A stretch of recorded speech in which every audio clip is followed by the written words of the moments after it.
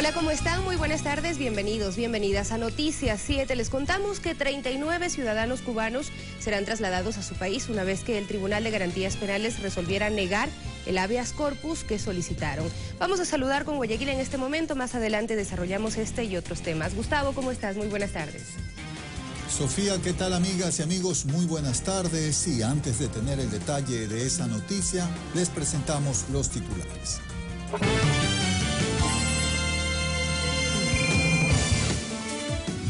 El ministro de Defensa, Ricardo Patiño, informó los principales cambios a la Ley de Seguridad Social de las Fuerzas Armadas y la Policía Nacional. La banca privada destinará $10.000 millones para desembolsos de créditos en el país. Tras la negación del habeas corpus, 39 cubanos fueron trasladados para su deportación. En lo internacional, el paro de camioneros en Colombia cobra la primera víctima mortal en una huelga que lleva 37 días.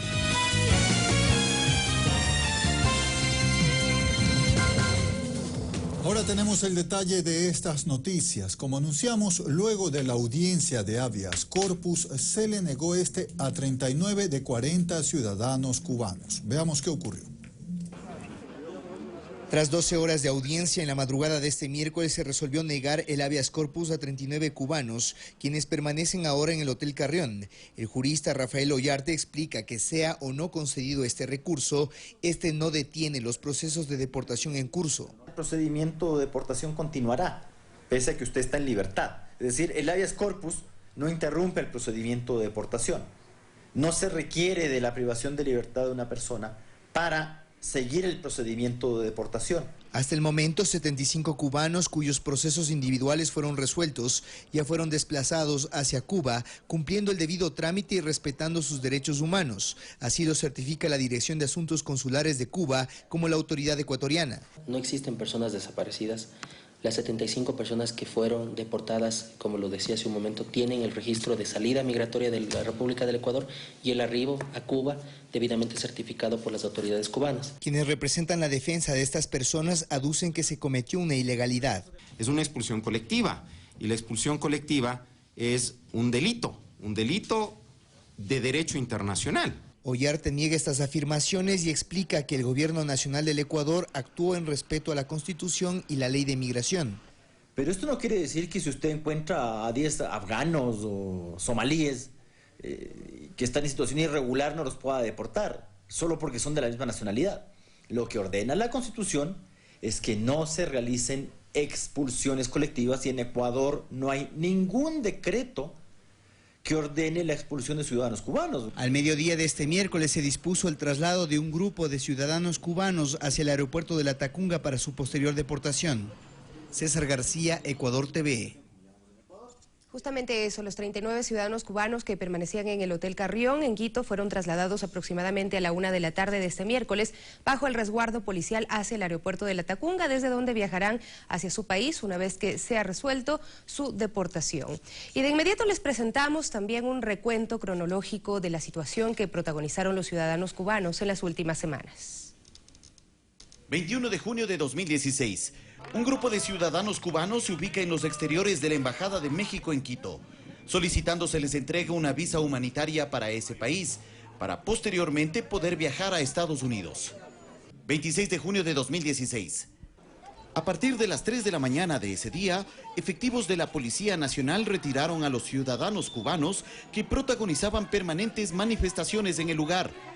Ese mismo día, los manifestantes se trasladaron al interior del Parque La Carolina, donde permanecieron durante 4 días, de acuerdo a un permiso concedido por el municipio de Quito. 30 de junio de 2016.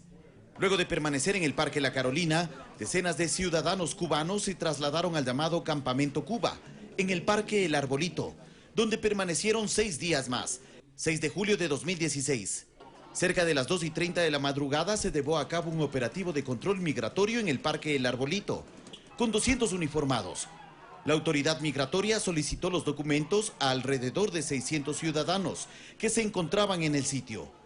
Cerca de 100 ciudadanos cubanos fueron trasladados a la unidad de flagrancia por encontrarse en situación irregular. Este proceso contó con la participación de funcionarios de la Embajada de Cuba. 8 de julio de 2016. 29 ciudadanos cubanos son deportados por no justificar su permanencia de manera legal en Ecuador. Adicionalmente, 22 personas recibieron la libertad porque justificaron su permanencia regular en el país. 11 de julio de 2016.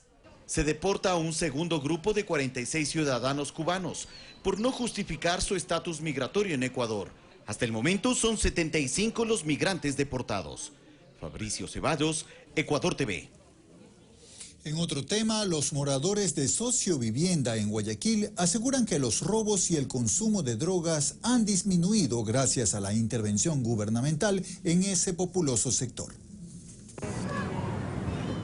Rosita Tobar habita en Sociovivienda 1, pero trabaja en Sociovivienda 2 en la venta de agua afuera de una institución educativa. Comenta que desde hace unas semanas se notan ciertos cambios.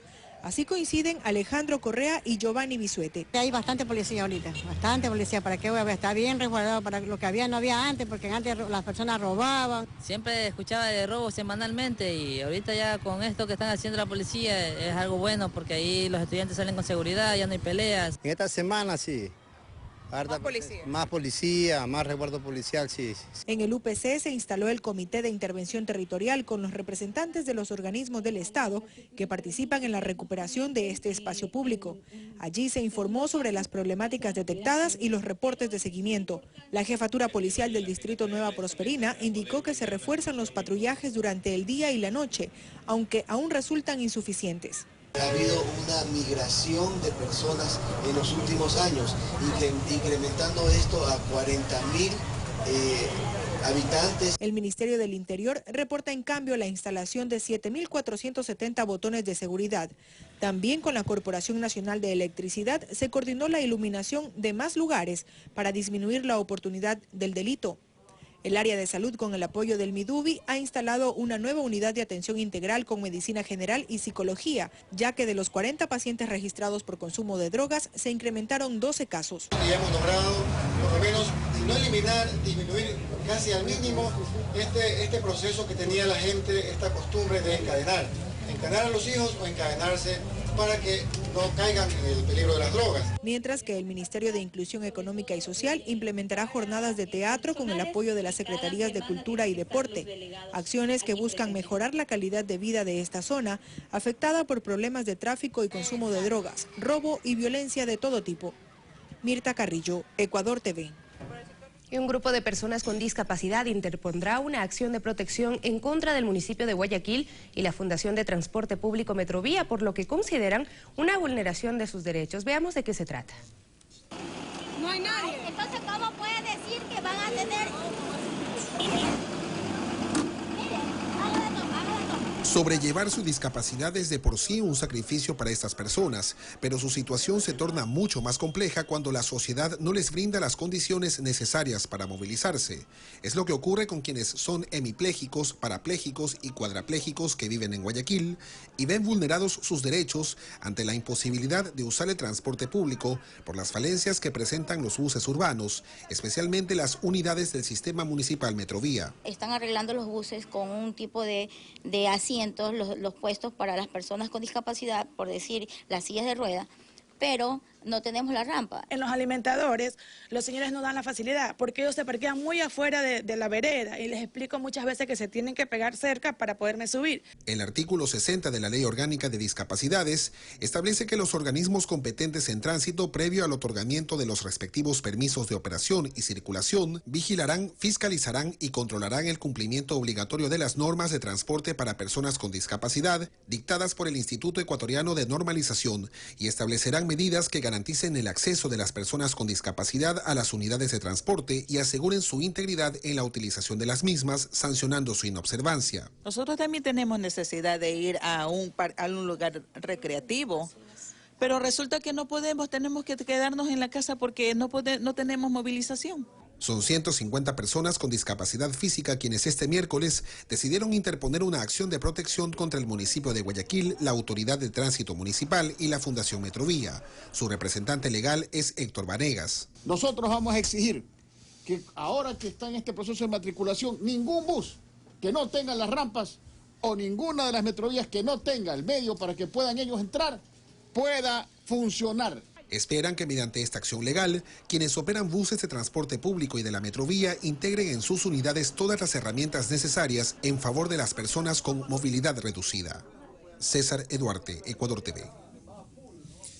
Ecuador propuso la conformación de la Red Andina de Productores de Quinoa. Hoy miércoles en Quito se materializó esta iniciativa que busca el intercambio de experiencia sobre los cultivos de este producto andino de alto valor nutricional.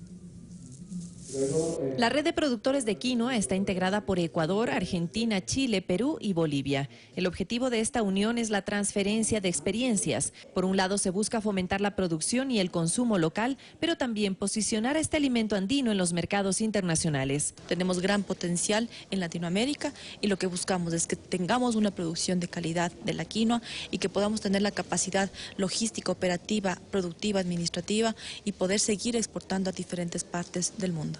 Bolivia, el mayor productor de la región, tiene mucho que aportar. En este país se cultiva quinoa desde hace más de 5.000 años. Creo que hay que hacer aún todavía estudios sobre las características de la quinoa. Es un producto que hay que cuidarlo, es un producto que hay que conservarlo y hay que identificarlo.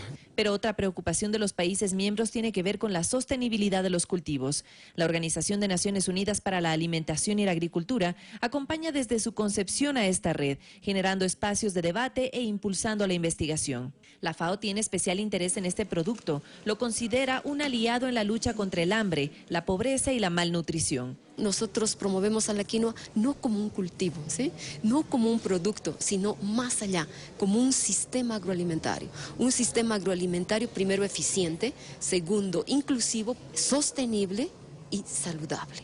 Pero ¿cuáles son las bondades de este cereal? Un dato clave es que la quinoa tiene mucha proteína, puede ser inclusive reemplazada por carne. También tiene mucho contenido de ácido fólico, acordémonos que ese es uno de los principales requerimientos para mujeres embarazadas. Asimismo, es un producto versátil que en la gastronomía se puede utilizar para preparar sopas, postres, ensaladas y más. Según datos del Ministerio de Agricultura, en el país existen 12.000 productores de quinoa y se siembran cerca de 2.000 hectáreas al año. Vanessa Hervás, Ecuador TV. Y este domingo 17 de julio se cumplirá la 7ª edición de la competencia atlética 10K Policía Metropolitana. Podrán participar todas las personas mayores de 15 años y también personas con discapacidad.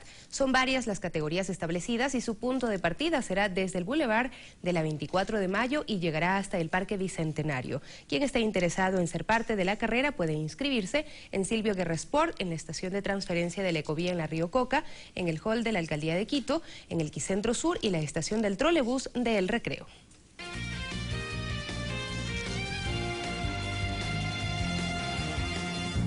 Sofía, amigas y amigos, transcurridos los primeros 15 minutos de información, hacemos una primera y muy breve pausa para comentarles al regreso que el sistema financiero ecuatoriano se alista para entregar créditos en lo que resta de este año. También el Frente Unidos respalda el pacto ético propuesto por el primer mandatario. Enseguida regresamos.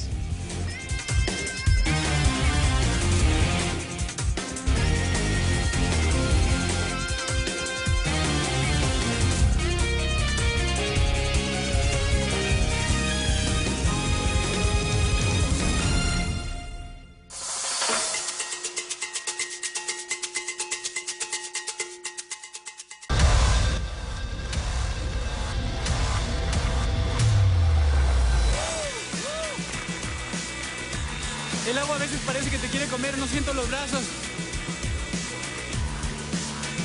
Hace frío. ¡Es muy profunda! ¡Espíndola! Una guía de turismo, una guía de deportes de aventura, una guía de lugares exóticos. No te pierdas, Rodando Ecuador, en busca de leyendas. Gran estreno, domingo 17, 21 horas. Ecuador TV, somos todos.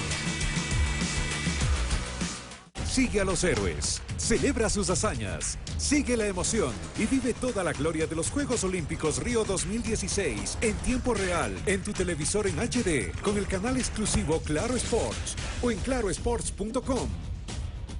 Claro Sports, cadena oficial de los Juegos Olímpicos Río 2016.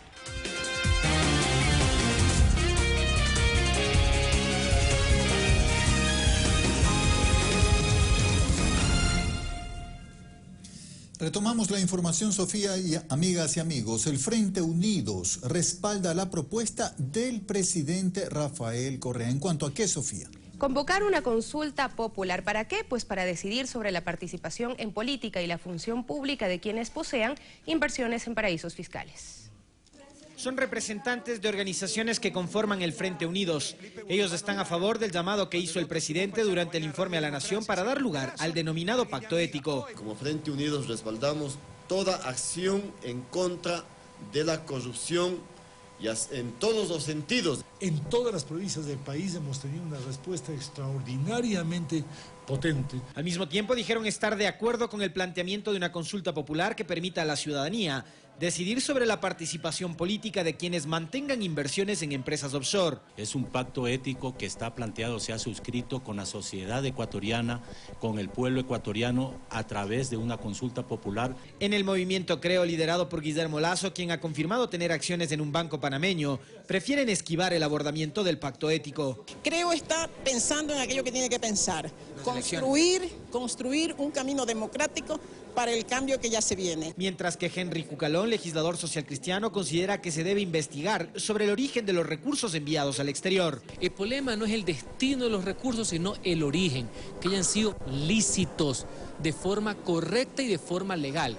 Porque uno también puede tener billete trucho metido en un banco en el Ecuador. En Unidos están esperando que el jefe de Estado envíe el texto de la pregunta a la Corte Constitucional, aunque desde ya se encuentran recorriendo el país y conformando frentes de respaldo a la propuesta. Alexis Moncayo, Ecuador TV. En Guayaquil se realizó una nueva asamblea de Acuerdo Nacional por el Cambio.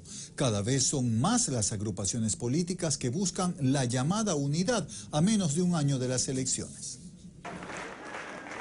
Unidad es el término últimamente más escuchado con miras a las elecciones 2017. El alcalde Jaime Nebot dice que a pesar de las discrepancias u obstáculos, la unidad está pegada con cemento. Esto tras la última reunión de 4 horas en Quito. Pero este tipo de reuniones también se realizan en Guayaquil. Figuras conocidas como Lenín Hurtado de Unidad Popular, Carlos Pérez de Pachacutic y Paco Moncayo, ex alcalde de Quito, entre otros, formaron parte de la nueva Asamblea de Acuerdo Nacional por el Cambio. No es la unidad con los banqueros, no es la unidad con las multinacionales, no es la unidad con la partidocracia. Estamos hablando de la unidad del pueblo, del centro a la izquierda, la unidad que privilegie la confluencia de los trabajadores. Valentín Sala, director del colectivo Pueblo Positivo, y Paco Moncayo, quien liderará la lista de asambleístas nacionales, se mostraron convencidos de los resultados de esta alianza. Los nombres de los candidatos que participarán en las próximas elecciones se conocerán a fines de agosto. Vamos a hacer una buena lista de asambleístas, gente que quiere y ama este país. Vamos a hacer una fuerza poderosa electoral para poder tener nuestros candidatos, llegar al poder y hacer lo que el pueblo pide. La unidad es lo que buscan todos. Es así como quienes representan a la Federación de Barrios del Guayas anhelan un pueblo unido y dicen apoyar la candidatura de Paul Carrasco de la provincia de La Suay. Este señor Paul Carrasco ha propuesto generar empleo, emprendimientos y empoderar. Así se muestran las jornadas preelectorales en diferentes movimientos y partidos políticos con miras al proceso de 2017. Guadalupe Ayoví, Ecuador TV. En este ámbito, la presencia de dirigentes que antes se identificaron como de izquierda y que ahora apoyan la llamada unidad conformada por políticos de la derecha es criticada como una falta de ética política en la cual priman intereses personales y no los del país. Este lunes se reunió en Quito la llamada Unidad de la Derecha. Aparte de los rostros conocidos como el alcalde de Guayaquil, Jaime Nebot, el prefecto de La Suay, Paul Carrasco, y el dirigente de Avanza, Ramiro González, estuvieron presentes otros actores políticos. Allí sobresalieron el prefecto de Morona Santiago, Marcelino Chumpí, y Mónica Chuji del movimiento Pachacutic. Además estuvo el vicepresidente de la Confederación de Nacionalidades Indígenas del Ecuador, CONAIE, Rómulo Acacho. Los tres antes mencionados siempre se han identificado como de izquierda. Sin embargo, esta es la posición del prefecto de Morona sobre su apoyo a la unidad de la derecha. Solo para participar y saludar la bandera no estoy. Hay que ganar las elecciones. La socióloga Patricia de la Torre asegura que se ha perdido la ética en la política y por eso no le extraña este tipo de vínculos entre dos tendencias totalmente distintas. No hay un convencimiento ético individual y partidario. Comenta además que al parecer Pachacutic y la CONAIE se olvidaron lo que sucedió en el pasado. En los primeros 6 meses estuvieron los indígenas en el poder con Gutiérrez. Luego, cuando Gutiérrez tuvo que pagar las cuotas políticas, ya sea con ministerios, al MPD o con otros grupos de la oligarquía, simplemente los indígenas estuvieron expulsados. También estuvieron John Argudo, ex Izquierda Democrática, quien actualmente milita en Avanza, así como Santiago Guarderas, ex miembro del movimiento Red, que lideró León Roldós Aguilera. Guarderas pertenece al Partido Social Cristiano. Otro rostro visible es César Rodríguez, ex asambleísta de Alianza País. El interés en realidad es de cada uno de estos grupos llegar al poder político. No importa la ideología, se está viendo más claro que la luz del sol. Lo que se observa nítidamente es, primero es mi bien individual y luego yo me encajo dentro de la ideología general que el partido podría darme. Olga Velasco, Ecuador TV. El Servicio de Rentas Internas analiza la posible vinculación de 5 universidades privadas con empresas offshore. Varias reacciones se generaron frente al anuncio. 5 centros de educación superior del país aparecen vinculados con empresas offshore constituidas en paraísos fiscales. La Universidad San Francisco de Quito, Universidad de las Américas, Universidad Internacional del Ecuador, Universidad Internacional SEC y la Universidad de Especialidades Espíritu Santo. El director del Servicio de Rentas Internas, Leonardo Orlando, indicó que se analiza cada caso para determinar la vinculación de los directivos con los grupos económicos, pero sostiene que la normativa vigente es clara. Deben prioritariamente, exclusivamente, deben de tener actividades relacionadas con los fines educativos y cualquier beneficio que pueda tener en su manejo financiero o presupuestario debe ser retribuido o debe ser reinvertido en la propia comunidad universitaria. Carlos Larreategui, rector de la UDLA, reaccionó de inmediato a la denuncia a través de su cuenta personal de Twitter. Como todo abogado hace años, ayudé en creación legítima de una sola compañía en Panamá. No tiene relación alguna con UDLA, ni transacciones. Asimismo, mediante un comunicado de prensa, la Universidad Internacional del Ecuador desmintió tener dinero en paraísos fiscales.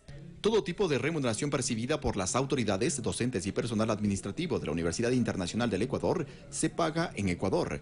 Se ha revelado al Servicio de Rentas Internas todas las relaciones comerciales que mantiene la Universidad Internacional del Ecuador. Hasta el momento no se conoce la posición de los otros centros académicos. El presidente Rafael Correa también se pronunció sobre este tema. 5 universidades privadas con capitales en paraísos fiscales. ¡Qué vergüenza! Las universidades gozan de exoneraciones tributarias y arancelarias. Es decir, el país les da todas esas ventajas para que luego saquen la plata. Además, de acuerdo con la ley, tenían que invertir en la propia universidad. No vamos a permitir tanto abuso e inconsecuencia. Supuestamente las universidades son sin fines de lucro, pero algunos entendieron que eran de lucro sin fin. ¿Hasta cuándo? Leonardo Orlando advirtió que están en marcha procesos de control a otras instituciones y de comprobarse alguna incoherencia con sus fines estatutarios, se les quitarán las exoneraciones tributarias. Vanessa Hervás, Ecuador TV. La banca privada destinará $10.000 millones para desembolsos de créditos en el país durante el segundo semestre de este año. Hubo primero una descripción general de lo que la banca privada cree que ocurrió con el sector financiero y la economía del país. Explicaron que hasta mediados de 2014 se registró un crecimiento importante, pero a finales del mismo año se detiene con un shock económico. Se vino luego una etapa de decrecimiento acelerado durante el 2015 y el primer semestre del 2016 se convirtió en una recesión económica. Sin embargo, creen que de acuerdo a las proyecciones y estudios que han realizado, este segundo semestre habrá un crecimiento moderado. Podemos hablar de que esta quinta etapa será una etapa en la que comenzaremos a ver una recuperación de ciertos indicadores relacionados con la banca. Y una banca sólida porque ha sabido capitalizar todos los años anteriores de forma permanente, de tal manera que tiene un exceso sobre lo que exige la normativa ecuatoriana para operar un banco en el Ecuador. Se ha logrado hoy por hoy tener un índice del 34% de liquidez, que incluso es superior a lo que se tuvo en niveles de la bonanza económica del año 2013 al 2014. La banca, por lo tanto, está líquida y se mantendrá así. Y a pesar de la reducción de los depósitos en un 12.9% y un aumento de los niveles de morosidad, por ejemplo, de un 8.4% en el crédito de consumo y del 1.3% en el sector productivo y comercial, la banca ha decidido establecer una estrategia de colocación de crédito, sobre todo para este último segmento. La banca destinará 10.000 millones de créditos, desembolsos de créditos, que obviamente con respecto a lo que venía pasando en el semestre anteriores, es un incremento importante del desembolso de la banca. Es decir, durante todo el 2016 se destinará 18.000 millones de dólares. De estos créditos, al sector productivo se van a destinar cerca de 13.500 millones de dólares, al sector del consumo se destinarán cerca de 3.000 millones de dólares y microcrédito y otros alrededor de 1.500 millones de dólares. Sobre el sistema de dinero electrónico se dejó claro que, al ser un proyecto del Banco Central del Ecuador, quedará a libre elección de cada entidad financiera si forma parte o no. Hoy por hoy tenemos conectados nuestros ATMs, nuestros cajeros automáticos, y hasta ahí hemos llegado. Es un tema, creemos nosotros, de adopción. Si no es un tema de que la banca quiera o no quiera, es un tema que la gente crea o no en este sistema que está ofreciendo el Banco Central. En esa medida, creo que es correcta la posición que hemos adoptado los bancos de dejarlo como un proyecto de gobierno, como un proyecto del Banco Central, y ellos harán y tomarán las decisiones que consideren necesarias para que la ciudadanía acepte o no este mecanismo de pago. En tanto, pretenden fortalecer los servicios financieros del sector privado. Anuncios que llegan de la mano de lo que llaman una imagen renovada de la Asobanca para sus 4,5 millones de clientes a nivel nacional. Eduardo Córdoba, Ecuador TV. Ahora veamos cómo también la plataforma de dinero electrónico amplía su servicio para la transferencia de dinero o remesas desde el exterior. Los ecuatorianos que viven en el extranjero y envían dinero o remesas al Ecuador ahora podrán hacerlo de forma directa, instantánea, segura y sin costo si dichas transferencias internacionales las realiza a través del sistema de dinero electrónico. Y aunque el Banco Central del Ecuador desde el mes de mayo ya había informado de este servicio disponible para la comunidad ecuatoriana residente en España, Bélgica e Italia, en los últimos días, la Junta de Política y Regulación Monetaria y Financiera aprobó una resolución que autoriza a las empresas que prestan servicios de transferencia desde el exterior a usar el servicio de dinero electrónico. Para el efecto, los interesados deberán solicitar el servicio de envío, pago por móvil, entregar el dinero en efectivo e indicar el número de teléfono de la persona que recibirá la remesa en el Ecuador. Previamente, y para que el giro se cargue, el usuario en Ecuador deberá contar con una cuenta de dinero electrónico activada, que lo hace de forma gratuita digitando *153 numeral en su teléfono celular desde cualquier operadora de teléfono móvil. Los detalles al respecto e información adicional la puede encontrar en www.efectivo.es o mediante el contact center 1-700-153-153. Eduardo Córdoba, Ecuador TV. Y el ministro de Defensa, Ricardo Patiño, informó los principales puntos que serían materia de una reforma a la Ley de Seguridad Social de las Fuerzas Armadas y la Policía Nacional. También indicó que este proyecto de cambio será enviado al Legislativo para su tratamiento. Uno de los puntos donde existe ya una definición se centra en el mecanismo para fijar las pensiones por retiro, tanto de militares como de policías. Ricardo Patiño informó en rueda de prensa que se han planteado dos cambios. El primero: no se calcula en función del último haber militar o el último sueldo, digámoslo, sino en función de los 5 mejores años. Y el segundo: se hará en función de la inflación y no en función de los aumentos que se produzcan en los sueldos de los militares activos. Con esta fórmula lo ideal es llegar a pensiones más equitativas. Citó un ejemplo de la aplicación de este mecanismo. A todos los que tengan una pensión de retiro menor a ese techo que se paga en la seguridad social obligatoria o general, ellos sí tendrán posibilidad de que se aumente su pensión anualmente. El coronel en retiro Bolívar Silva, representante de los militares en servicio pasivo en el directorio del ISFA, señala su opinión respecto a estos mecanismos citados por el ministro Patiño. La verdad es que se afectaría tanto las pensiones del personal activo como el personal que normalmente sigue continuando en sus salidas cada año. Pablo Terán, excombatiente del Alto Cenepa y representante de una organización de militares en servicio pasivo, acota que la propuesta expuesta encamina el anhelo de sus colegas retirados de llegar a pensiones justas. va a ser beneficioso para los militares pasivos. Lo expuesto por Ricardo Patiño aún es una propuesta, pues esto deberá ser tramitado por la Asamblea Nacional en un proyecto de reformas a la Ley de Seguridad Social de Fuerzas Armadas y Policía Nacional que se enviará oportunamente. Sobre el punto de cambios en los cálculos de la cesantía para policías y militares, el tema aún está en discusión. Una comisión interinstitucional se encargará de buscar consensos. Javier Ceballos, Ecuador TV. 14 horas con 18 minutos, una hora menos en Galápagos, Sofía. Volveremos con noticias del mundo para ver cómo los militares en Colombia reprimen una huelga, pero en Venezuela distribuirán alimentos. Y también les contamos que en el Reino Unido fue posesionada la primera ministra, Theresa May. Todo eso cuando regresemos.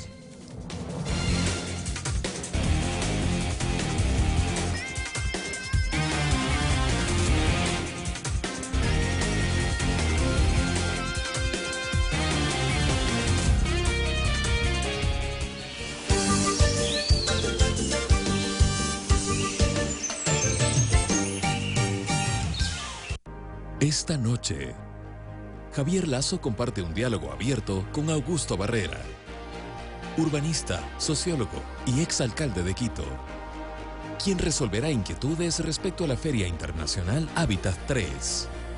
En Palabra Suelta, hoy, 22:30.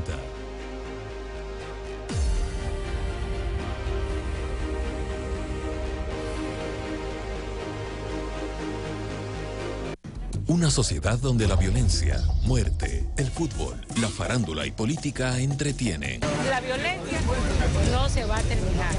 Con eso se ha vivido por miles de años. La historia de un medio masivo popular, el más leído de Ecuador.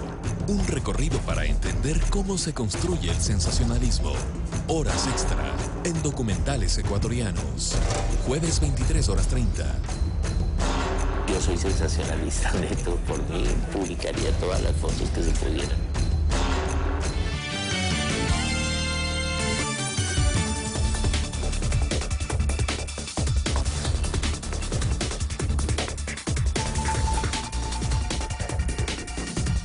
Revisamos noticias del mundo, Sofía. El paro de camioneros en Colombia cobra su primera víctima mortal y deja a varias personas heridas, incluido el gobernador de Boyacá.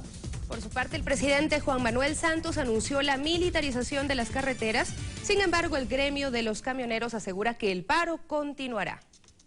Los camioneros cumplen 37 días de bloqueos y movilizaciones en las principales carreteras de Colombia. La violencia de las protestas se incrementó el martes en el departamento de Duitama, donde se registraron enfrentamientos con la policía. Un chofer murió. El gremio de los camioneros asegura que fue víctima de las armas utilizadas por los uniformados. De momento se iniciaron las investigaciones, pero existe la hipótesis de que falleció por la manipulación de un explosivo artesanal. Los camioneros estamos en una protesta legal, constitucional, reclamando de él, del Gobierno Nacional, la respuesta a nuestras peticiones. La agresividad no se mantenga.